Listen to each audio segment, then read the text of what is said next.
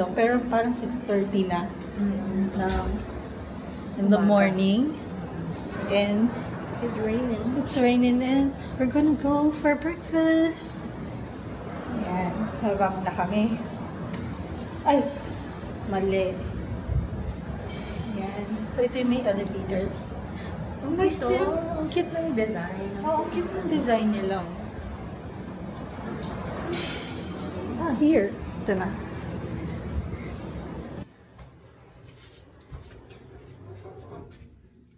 So, dapat ang balak namin. Magsiswim kami before breakfast. Actually, nagising ako ng 4.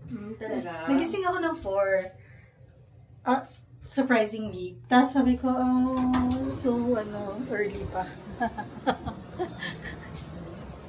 So, yun. Ito na. Kakain muna kami.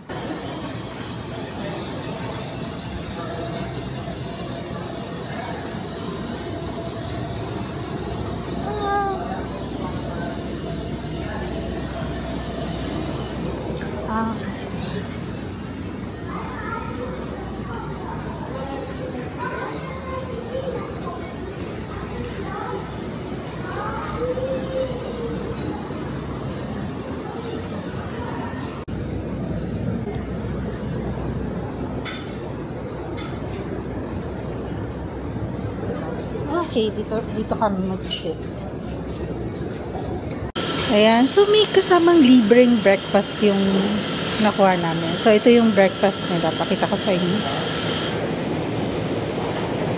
So may juice section, lemonade, ito yung parang ano lang na water. Orange. Ito siguro like hot something. Parang hot water lang. Funny. May twine isa.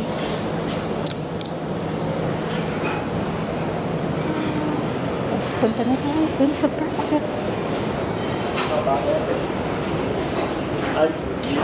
Good morning. Good morning. Pretty small lang din yung choices nila. So they have salad.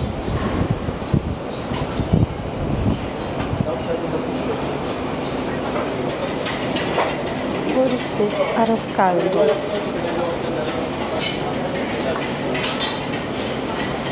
So yung halo niya egg, chicken, and spring onions.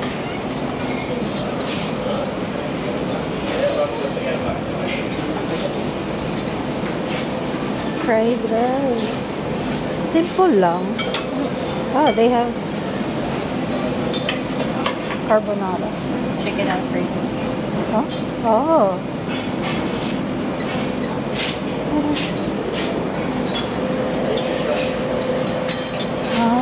Okay.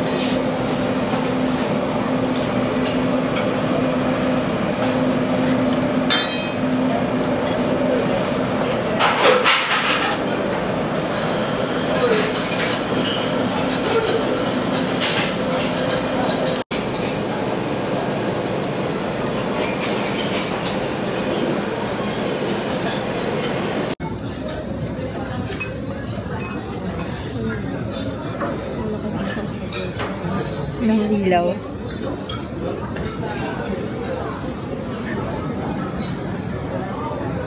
It's raining. So guys, meron pala sa labas. So it's here your cereals. At saka mga breads. Turon. May turon, guys. Cookies. May cookies, cakes, brownies, bibingka. Walang puto bongbong. Hindi pa rin namin natatapos yung search niya.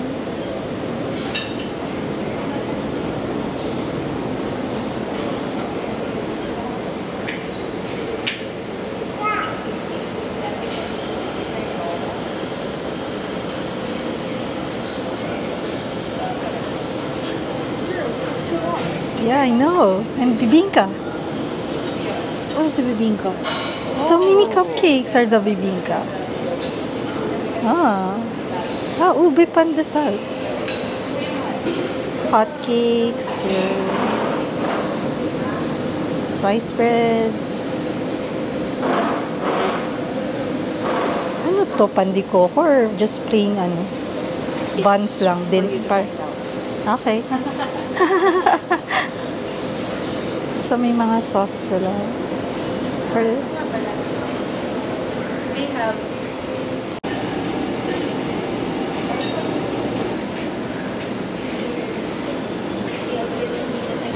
Ayan, so tapos naman ako kumain. Ay, hindi pa naman, OA.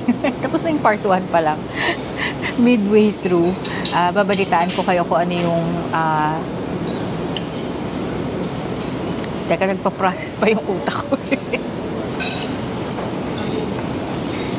So far, ang kinuha ko was yung chicken alfredo, the egg, the hot dog, yung tocino, tsaka yung beef bulgogi.